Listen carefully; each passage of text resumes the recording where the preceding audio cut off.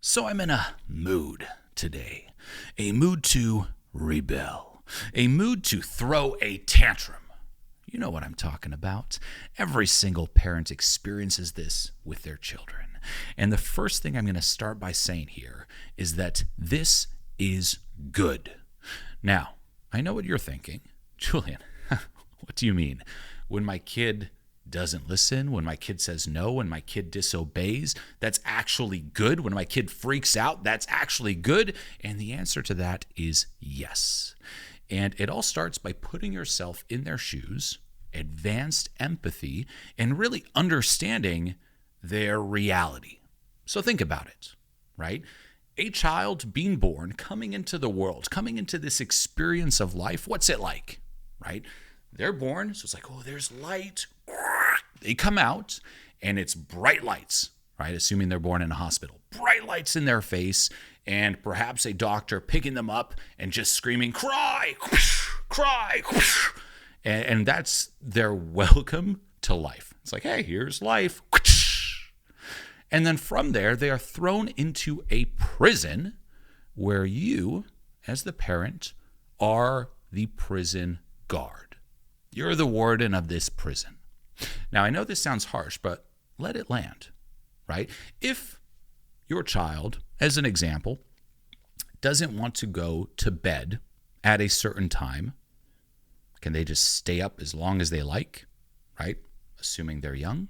Of course not. No, hey, it's bedtime. Those are the rules. And they have no say in it. So they are, in fact, a prisoner. Hey, go to bed. I don't want to. Go to bed. I'm the prison guard. I'm the warden. You're the prisoner. Go to bed. There's nothing they can say about it. Hey, you should do this. We're going to do that today. I don't want to. We're going to do this today. That's their reality. Now, from another perspective, that's life. And it's actually helpful because your job as a parent, right, part of your job is teaching your children about society, the rules of life, the traditions, so on and so forth, what's acceptable, what's not acceptable, so they can function in this world. So that's good. But they don't know that yet, right? They don't know, hey, there's a society and I'm going to have to fit in it and I'm going to have to work my way in this whole thing and interact with people and there's things that are acceptable. They don't get that. They're just like, hey, here's life. Why is this person telling me this? So they are prisoners and you are the prison guard. Now, bringing it back to what I said before, be happy if they rebel. Well, let me ask you this. Do you want a little good prisoner? A little people pleaser prisoner? Oh, yes. Yes, sir. Yes, prison guard. Yes, warden, whatever you say. No, you don't. And that's what your child is doing. Your child is, at times, rebelling against these imposed conditions, against the prison. And that's good. They're also testing the limits, just as anyone would do in any new situation. Hey, how does this whole thing work? How does life work? Oh, this thing here, it's hard. Okay, it's a table. Interesting. What if I do this? What if I go there? Okay, the prison guard told me this. What if I disobey? What happens? That's how we work. That's how we learn. You don't want them to be like, okay. Like, what kind of life is that going to lead to? Once more, ultimate people pleaser, always following the rules, zero thought of their own. So, yes, like, you don't want that. You don't want them to enter life like that. Oh, please tell me. Oh, don't. And still be, again, I'm the little prisoner. You don't want that. So this is the first thing that I always remind myself of whenever that happens to me with my daughters is, of course, a part of me isn't happy. Perhaps a part of me even gets triggered, but I always come back to this. Hey. This is a good sign. Now, that doesn't mean take it, by the way, but it is a good sign that, hey, good for you. Yeah, fight the prison guard. Yeah, rebel a bit. Don't be the little people pleaser prison cuck. Good for you. So that's the first thing. Trust me, just knowing that in the back of your mind will help tremendously. Now, when it comes to tantrums specifically, you could say amplified situations like this, there are a few things that I personally follow that I want to share with you here. Okay, so say, as an example, we said go to bed, right? And perhaps your child doesn't want to go to bed. and your child rebels and it escalates and it turns into a tantrum, right? Where they're freaking out and ultimately it's them getting triggered, right? Now, the first thing, step one, you can write this down, is focus on you and regulate your emotions before you regulate theirs, right? We're always so quick to jump to, okay, they're freaking out, tantrum time, here. Hey, focus on you first. Number one, are you triggered? Did this trigger you? Perhaps was there a subtle escalation in your child, but also in you, where now you're both triggered? Because if you are triggered and your emotions are not regulated, you will not be solution focused. Let that land. Think of the last time you might have had an argument with someone and they said something and it just really pissed you off and you got triggered. Ultimately, you threw your own tantrum as an adult, right? We think this only applies to children. No, it applies to adults as well. Adults throw tantrums all the time. So think about that. You're freaking out. You're like, I can't believe this, right? Off the wall. Well, what happens in terms of the perhaps dispute or argument? Instead of trying to find a solution to that argument, you shift away from that. And for you, now that you're triggered, your win in this argument is discharging this triggered energy. It's, I got to get rid of this. And you cease to be solution focused. Instead, it's how do I get rid of this? Maybe if I scream more. Maybe if I piss them off. Maybe if I hurt them too verbally, like that. Like that's your solution now. And the same thing can apply to you and your children. Oh, tantrum triggers you.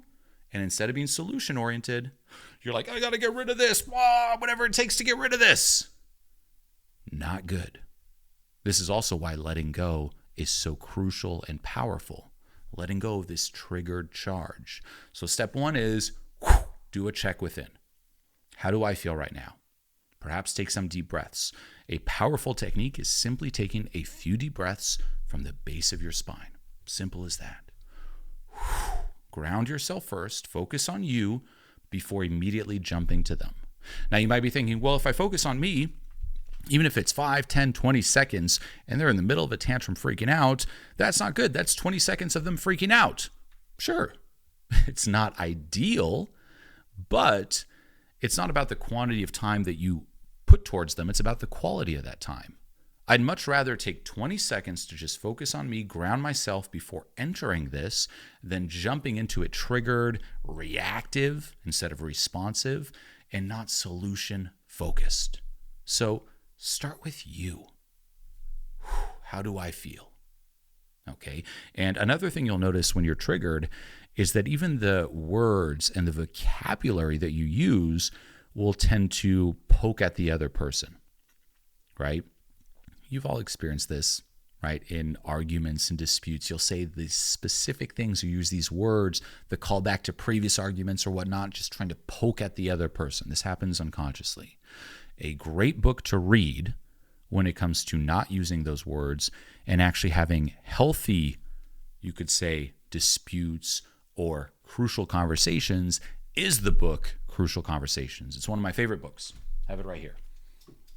Crucial Conversations. A must. Now, this here applies to adults, but guess what? In that moment, your child's having a tantrum. It's a crucial conversation. You're having a crucial conversation with your child. So this will also teach you the vocabulary to use, how to say things in a way that keeps the conversation safe, where no parties in that conversation are getting triggered. It's one of the best books that I read. So any type of human-to-human relationship, Crucial Conversations. So that's step one, focus on you. Step two is now you're going to focus on them. And you're going to start by identifying the emotion. This is what I do, right? Because we tend to all lap it into one. We're like, they're having a tantrum. Well, what type of tantrum are they having, right? Two very simple examples is it anger? Are they angry? Are they frustrated? Are they just sad, disappointed? What's the texture of this tantrum? And focus on the emotional side of it. Like if you had to place an emotion, and again, put yourself in their shoes.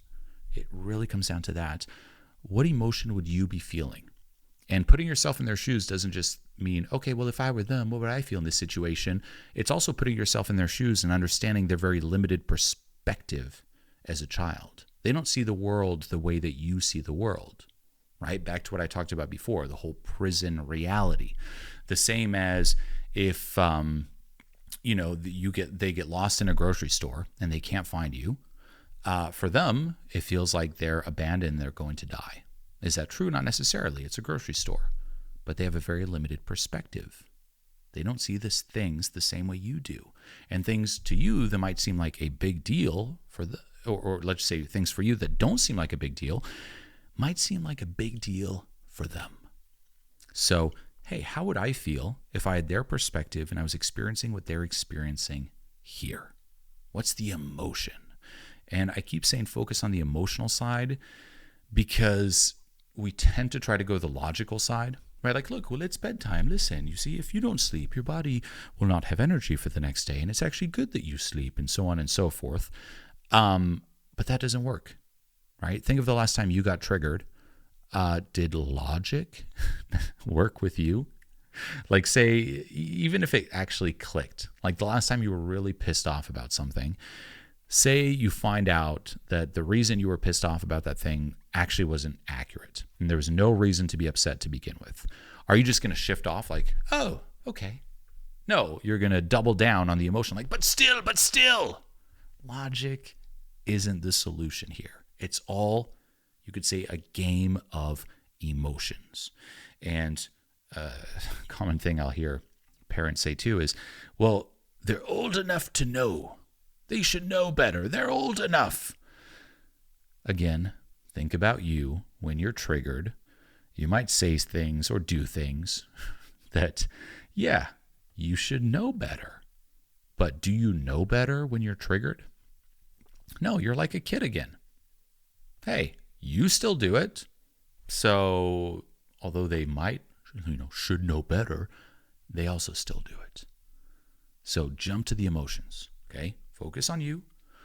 Then what exactly are they feeling? What's the theme? Step number 3 is ask yourself why. Why are they feeling this? Why are they angry? Why is there the tantrum to begin with?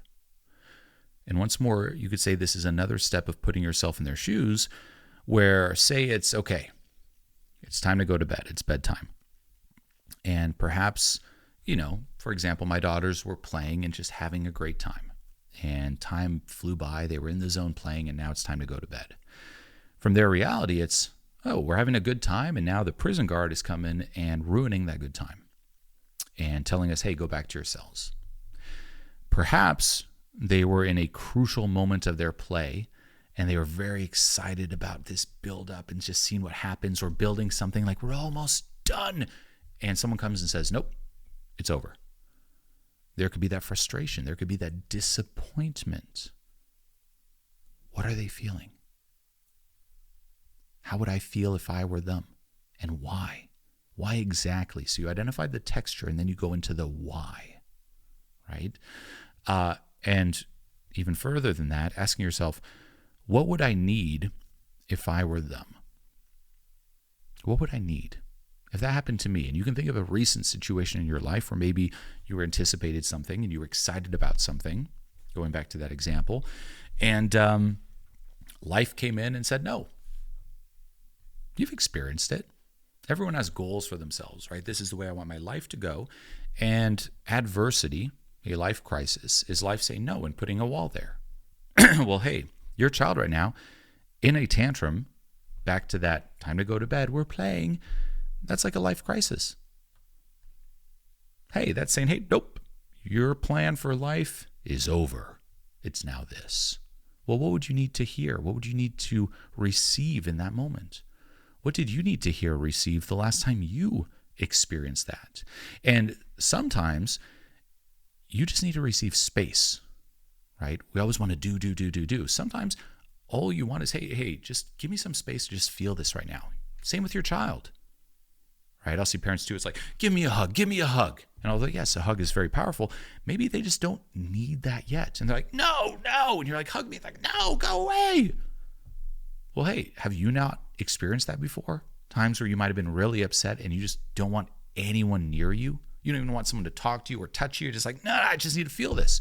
Well, you're a child too. And you need to identify that and you need to respect it.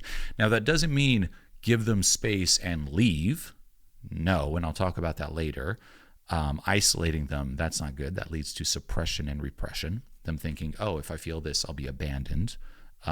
Not good. So stay with them. But sometimes the best thing to do is not do. It's to simply be there with them. That's it. And don't make it about you here, because this is a trap too. And I've fallen into this, where you also have your plan for yourself in your life. And perhaps that night you had plans. Might have been plans with other people, might have been work plans, whatever it is. And now, hey, go to bed. No. Life saying no. Same here. I'm gonna work tonight. I have important things to do. Child tantrum. No. So again, back to regulating your emotions, but don't make it about you, and don't think that they're purposely doing this to you, because we can fall in victim mentality here too, right? Why are they doing this to me? It's such an important night. Don't they understand? Out of all the nights, out of all the days, right? Who hasn't said that before? A quote that I love, and I wrote it down here. I forget who it's from, but it goes along these lines. They are not giving me a hard time. They are having a hard time. So no matter how frustrated it might make you, hey, they're frustrated. They're probably more frustrated. They're not doing it to you. They're dealing with what's going on. And again, especially younger age, they don't know how to regulate their emotions yet. They're still learning that. So, advanced empathy.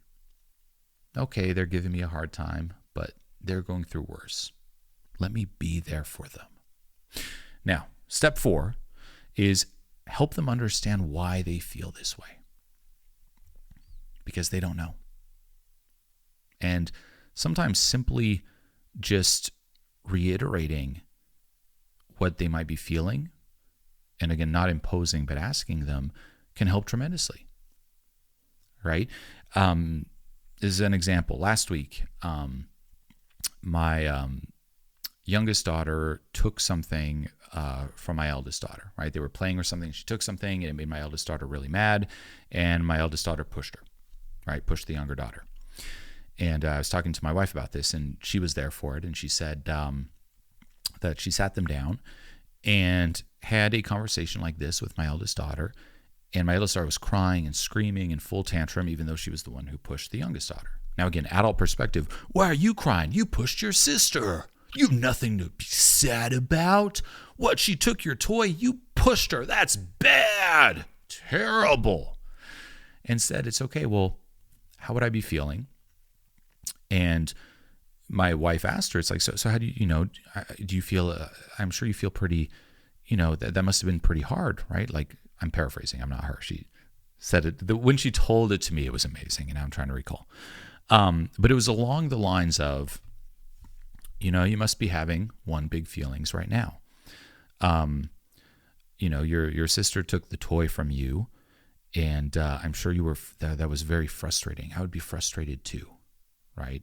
So it's also communicating that what you're feeling is valid. It's okay to feel this. And it's actually healthy to feel frustrated, right? If a boundary is crossed, it's healthy to feel angry. The problem is, again, they have a very limited perspective as children. So certain boundaries that are crossed, you're like, wait, what? They just took your toy.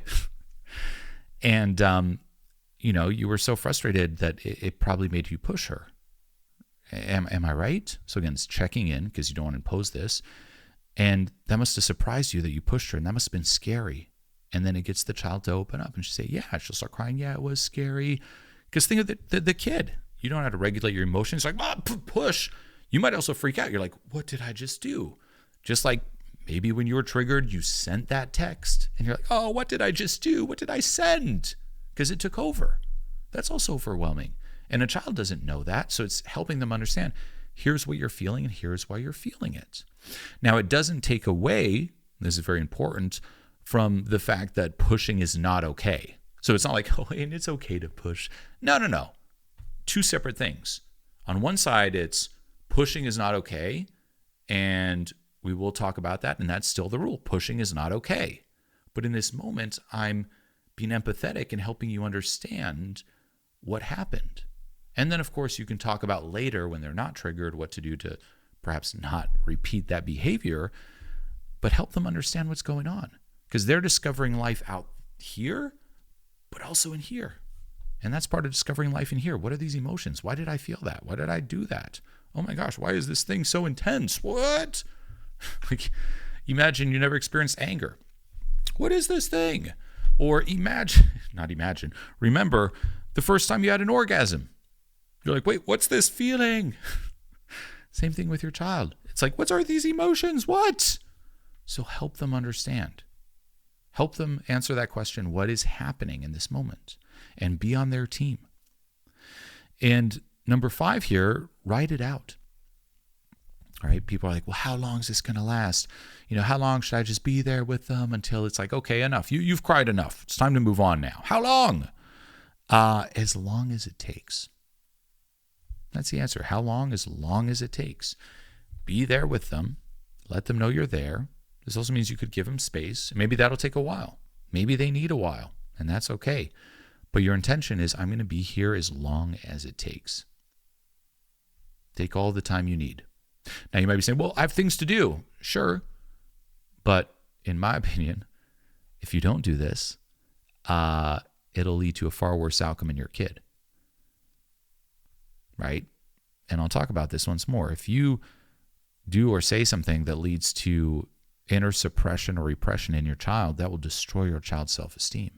And I would much rather take a small physical hit on anything out here than anything that will ruin their self-esteem. I'm going to be late for a meeting? Fine, I'll be late for the meeting. I'm staying here with them.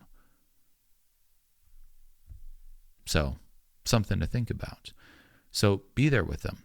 And going back to what I talked in the previous episode of this podcast, it's back to that. It's okay to feel what you're feeling. And I'm going to be here with you as you feel it. That's the mantra. It's okay to feel what you're feeling. I'm going to be here with you as you feel it, even if it's something that's not comfortable. It's easy to go by that mantra anytime they feel something comfortable, or what we label as positive emotions. Oh, they're happy. Hey, I'm going to be here with you as you feel happy. Oh, you're throwing a tantrum? Nah. No, be there with them. Now, this here, you could also apply it to yourself, right? Notice how there's certain emotions within us that, yeah, we're going to be there with them, and others where you're like, no.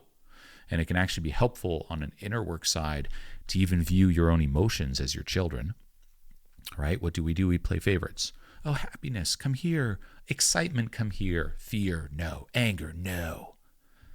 What about being with them? Think of even fear, anger, sadness. Those are your children, and they're coming to you, and that's what they're feeling. Embrace them. Be there with them. Hey, I'm going to be here as long as you need. Same with your kid. Be there as long as it takes. And again, it's about them. And the other perspective is more, you're on their team. You're helping them navigate this experience. That's your role. They're having a tantrum, and your job is to help them navigate it in the healthiest way possible. Okay? And as a bonus 6th step here, always reflect on how you handled it and learn from it. So important. All right? We always tend to think, it'll just get better with time. Maybe at some point I'll just handle these tantrums better. No, learn from it. And don't try to laugh it off or justify it away, right? There's someone I know who's like, oh, well, yeah, it's kind of like he made it part of his personality, right? Like he'll get triggered and scream like crazy. And whenever it's brought up, even sometimes casually, because you don't want to bring that up directly, but, his wife can, but no one else necessarily. But you can bring it up casually, or in times where you might have a deep talk, bring it up. But you're not going to be like, hey. But you're like, you'll bring it up, and he'll joke about it. I'll be like, oh yeah, I'm kind of hot-headed. And I'm like, well, don't you want to change that? Or, perhaps analyze why and perhaps take some actions to not get so hot-headed and not get so triggered, aka learn how to let go. He's like, no, yeah, I should. What? And it just happens again and again and again. Hey, if you catch yourself, that's step one, become aware, but then learn from it and take right action. And on a more micro level, let's do this after every single tantrum, every single crucial conversation. Analyze how you handled it. How else are you going to learn? It's not just going to magically happen. You have a certain reference, and you must analyze that reference and extract the value. Okay, my daughter said this. What did I say? How did I respond? How did I feel? And literally, you could even take some notes and like, okay, what are the top 3 lessons here? What did I learn? Bang, bang, bang. Write them down. And then how can I improve this? Now, you might improve some might repeat, but say you do that every single time there's a tantrum. You write down top 3 lessons. First of all, what are you going to see? You're going to see one lesson stands out. Like say hypothetically, we say, 7 days, we take a week. And let's just say every day your child threw a tantrum. So you have 7 tantrums. And say every single time you wrote down 3 lessons, 3 things you learned from it. Well, if you take those 3 lessons, all of them, and you look between those 7 days, what's the lesson that you could say you wrote down the most, that got repeated the most? And maybe you'll see there's one lesson that, interesting, that was a lesson in my 3 daily lessons that happened 4 days out of 7. Well, then that shows you the main thing to start focusing on. Now, once you address that, it ceases to be a lesson, and then you look for the next lesson. But a simple habit like that will help you track and learn. And it might sound cheesy. You're like, well, I don't want it. It's like, yeah, it's cheesy. Sure. But it works. What's the alternative? Maybe time will fix it. Maybe enough time. No, you got to be proactive in this. Okay. And again, encompassing all these steps, the goal is always, it's okay to feel what you're feeling. I talked about this in a previous episode too. If you don't, it will lead to suppression and repression, that inner split that we all create within. And the bigger the split, the more it's suppressed and repressed, the lower the self-esteem, and the worse the quality of life. And things that lead to suppression and repression is ultimately anything that goes against that. It's okay to feel what you're feeling. Anything that says it's not okay to feel what you're feeling leads to that. Because, again, limited perspective as a child, what's it saying? It's not okay to feel that. Now, how are they going to interpret it? Say they feel very angry, and you're like, hey, it's not okay. It's not okay. It's not okay to feel this. It makes them believe that there's something wrong with them. Hey, it's not okay to feel this thing, anger, but I'm feeling it. Uh-oh, something's wrong with me. I shouldn't be feeling this, but I'm feeling this. Why am I feeling this? I'm not good enough. Let's get rid of this thing and let's stuff it down in our shadows. Let's suppress it. Split within. Let's hide it. Let's compensate for it. Let's live our entire life compensating for this bad thing within us. There's something wrong with us. We are bad. We're experiencing something we shouldn't be experiencing. Not good. So, it's okay to feel what you're feeling. Some common mistakes that lead to suppression and repression. Number one is punishment, right? If you're going to keep crying, go to your room. I'm going to send you to your room. If you're going to keep crying, no more play, right? If you're going to keep crying, you're not going to see your friends tomorrow. Oh, if you're angry, if you do this, we're going to do nothing fun tomorrow. You're going to go to bed early tomorrow, even earlier. Not good. Why? Once more, it's not okay to feel what you're feeling.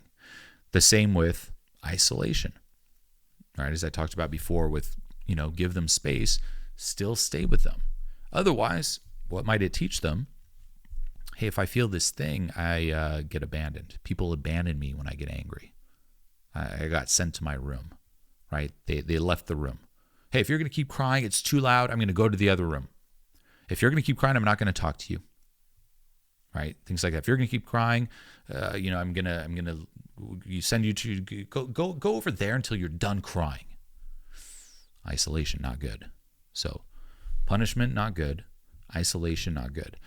Now, of course, especially if they're older, later on, you can still add a punishment, but there's a time and place for it, and there's a way to go about it.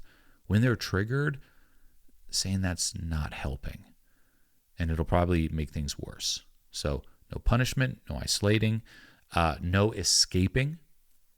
This is another trap, right? Like say your child's crying, and you're like, I don't like experiencing this, triggering me too. It's too loud. Hey, stop crying. We'll put on some TV. Do you want to watch some TV? Right? Or here's the phone. Here's the iPad. Here, escape this. Or trying to change the topic. Hey, we'll go do this. Hey, do you remember this thing that was really happy that we had last week? Do you remember that experience? Not good either, because once more, it's pulling the child away from what they're feeling. It's not about pulling them away from it. It's about helping them feel through it. So trying to escape it is not good. And that will also condition escapism patterns later on, where anytime they feel that, it's like, I got to escape. Right?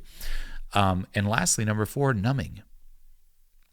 Another way you could say another form of escapism, where it's like, you're sad. Hey, do you want some ice cream? Here, do you want some yummy food? Do you want a dessert? Like numbing like that, right? So none of that. It's not comfortable, and it's not easy to do, by the way. These steps, when you hear it out, it can sound pretty simple, but it's not as easy to do, and you're also not going to do it 100% of the time. I don't do it 100% of the time. No one does, for real. And that's also part of being human. There's no such thing as perfect, and that's okay. But the more you are aware of this, and this is the stuff, as I mentioned in the first episode of this podcast, that I'm working on myself. I'm not perfect at this, but I do what I'm sharing here. I'm aware of this. I'm aware of it. I write down the 3 lessons. I'm not above it. I write them down, and I try to improve. And even knowing this, at times, I'll still make mistakes. I'll still say the wrong thing. It'll slip out. And just like everyone, I'm a work in progress, and so are you. But that doesn't mean don't work on it. And understand that tantrums like that will happen. You can't avoid it. People do try to avoid it through, I've seen this a lot with gentle parenting, which a lot of components, in my opinion, are great when it comes to gentle parenting, but people go about it the wrong way or use it to bypass certain things. One gentle parenting strategy that people will, you could say, go through to try to avoid tantrums because they think they can avoid them is by just ultimately becoming the ultimate people pleaser to your child, right? They think gentle parenting means never making your kid feel like they're wrong. So whatever they're feeling, it's like, you're right. You're so right. Everything's right. Oh, yeah, that was right. That was okay. Oh, it's okay. Do you need this? Oh, that's okay. They have no boundaries, and they let the child ultimately walk all over them. And they think, hey, yeah, back to the prison reality. If my child is the prisoner and I'm the guard, how can I make them happy, right? It's my child. I love my child. I'm going to make them the prison guard, right? That's the best way to parent. Whatever you say. Not good, okay? That's not gentle parenting. Gentle parenting, in my opinion, means being gentle with your boundaries, but still having boundaries. So someone who doesn't get this, gentle parenting means I have no boundaries. My kid is always right. Walk all over me. No, it means still have the boundaries and don't compromise those boundaries, but be gentle about it. And the same thing applies to crucial conversations, right? Whenever you assert a boundary, and that book goes in detail, again, the healthiest way to assert boundaries, and you have a crucial conversation about someone with that boundary, having a crucial conversation doesn't mean, again, just letting them walk all over you and trying to be as, safe and neutral as possible and saying the right thing. It means do that, but still have the boundary. You got to still have the boundary. There should still be consequences, but you're gentle about it and you're helping the person understand it. You're helping your child understand it. Like if they did something that wasn't acceptable and there's a punishment, stick to that. That's the boundary. Hey, if you do that, there will be consequences. If there are no consequences, you can't assert a boundary, by the way. There have to be consequences to crossing that boundary. Very important. I had a client I was coaching when it comes to transformational work. he was asking about his stepfather. And he says stepfather lives with his mom and doesn't contribute much. And he was talking to his mom, and they want to talk to the stepfather about it, about him contributing more. And he's like, what's the best way to go about it? And we were talking about different, approaches and ways you could bring it up and mention it, etc. But the first thing I asked him is, well, what happens if after this crucial conversation, he's like, nah, I'm not going to contribute more. And he was like, oh, well, I guess that's that. We tried. Well, no, that's not asserting a boundary. That's just asking, please. So there have to be consequences. But then you're explaining, in his case, those consequences in a healthy way through crucial conversations. You with your child, if your child disobeys, there's still consequences. Hey, if your child's like, I don't want to go to bed, they still have to go to bed. Even if they throw the tantrum doesn't mean, well, unless they throw the tantrum, like you could technically say, they threw the tantrum for 20 minutes and they delayed their bedtime by 20 minutes, so they win. Sure, you could say that. So technically they won. But no, no matter how bad the tantrum is, they're still going to bed. That boundary is set. So it's being gentle about it. And part of being gentle is following those steps and explaining to them what's going on, relating to them, once more, letting them know, hey, there's nothing wrong with feeling this. Hey, here's the boundary. You don't like the boundary. You're feeling this. That is healthy. That is normal. It's okay to feel what you're feeling. I would be feeling that too. I say this a lot. Hey, oh, you're frustrated. I'd be frustrated too if I were you. I would feel this too. It's okay to feel what you're feeling. And, as a quick side note too, when it comes to gentle parenting, another trap people fall into is they take it too far. And there's a Instagram reel that I will never forget and that you will now remember forever. I'm going to play it. Don't be this. Please don't be this. Okay? Is the fear and anxiety coming up inside your body? Are you experiencing a sensory overload? Do you feel safe and secure? Do I have your consent to pick you up? Can I hold you? It's just so much going on around you. It's just, sometimes it's really scary. Here, take the iPad to help you to regulate yourself. Can you take deep breaths with me? Would it make you feel better if I lay down on the ground with you? Excuse me, I'm trying to provide a safe space for him. I know, it's just so much going on. Do I have your consent to pick you up? Can I hold you now? Wait, let me give you reassurance that you'll be safe. Now, on paper, this all sounds good, right? You're like, okay, if you read that, here's what you should do. Look, do this. The same with this advice here. You're like, oh, that's so great. If you go overboard, you'll turn into that. And that's not good either, right? Not every single thing has to be a big deal. Same with tantrums, by the way. Not everything is a tantrum, right? In the parenting world, tantrum is often thrown around the same as how in the self-help or even mainstream world, the term narcissist is thrown around all the time. People don't have a real understanding. Like, oh, every ex that I had was a narcissist. It gets thrown around, right? Every little thing about child is a tantrum thrown around. Not everything also has to be a big deal. And if you take that approach too, by the way, with that reel, and again, it's comedy. I love it. It's hilarious. If you actually take that approach, because there are people who do, one, it's also going to mess your kid up, in my opinion, self-esteem wise, because every single time they feel, you're ultimately making them extremely self-conscious. Right? It's like, oh, you're feeling this right now. Oh, you're feeling that right now. It's like, hey, just let me live. Right? Ultimately, you could argue the same as people fantasize about having, say, a self-help coach, right? Next to them 24/7. But would that actually lead to a high quality of life? Like just being perfect with everything. There's a coach like maximize every second of your day. You woke up. Now it's time for this, time for this. It's like there would be no room to breathe and live. Again, this perfection, this heaviness would just stifle your experience. Like, I don't want that. With self-help, self-improvement, yeah, I think it's life-changing, but at times, only at times, break the rules a little, live a little. Screw perfection. And same here. It's like, no, let your child live. Don't be in coach mode all the time. Like hey, I'm a transformational coach all the time with my child. Everything's perfect. It has to be perfect. Like that'll just stifle. That's the ultimate too strict prison guard. I'm not a fan. I'm really not a fan. So not everything is a big deal. Don't bring awareness to every single thing. Identify the key things and focus on that. It's like decisions, right? Not all decisions are a big deal. If you think of how many decisions did you make in the past day or two, right? Like thousands. Same as in the last 2 weeks, 3 weeks, few years. How many of those decisions really had an impact on your life? Like even in the past 5 years, there's probably only a few decisions that really changed your life. So identify those.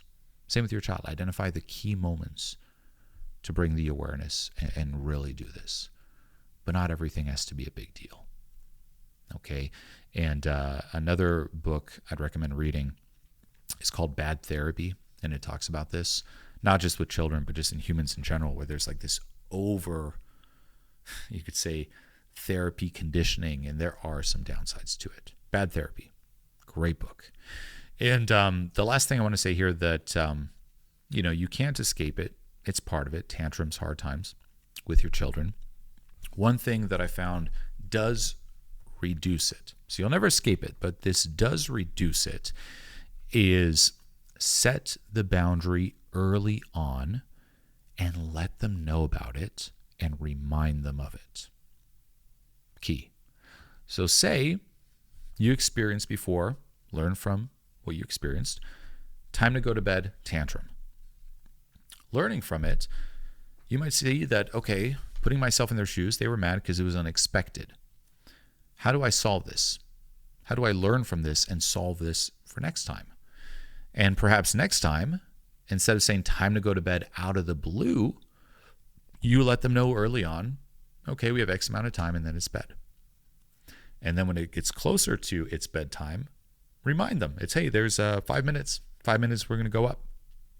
1 minute, and we're going to go up. Okay, now we're going to go up to bed. So let's let them know the boundary, in this case, the plan, and remind them of the plan. And the best time to assert the boundary isn't when it's happening or when the tantrum is happening. It's before. And that's the other thing, and this applies to every single human. A lot of boundaries that are crossed, they're crossed simply because people don't know that there's a boundary there. Assert the boundary, and don't be afraid of asserting it. And it's not in an attacking way. It's like, hey, here's the rule. And once more, back to gentle parenting. Boundary, being gentle about it. We're going to bed at this time, and then in your mind, what is the gentlest way or the most helpful way to help someone go through this? Well, removing the unexpected, reminding them. So set boundary early on and remind them. Keep this in mind. This is what has personally helped me, what I still apply to this day, literally this day. I'm in a mood. And as always, until next time.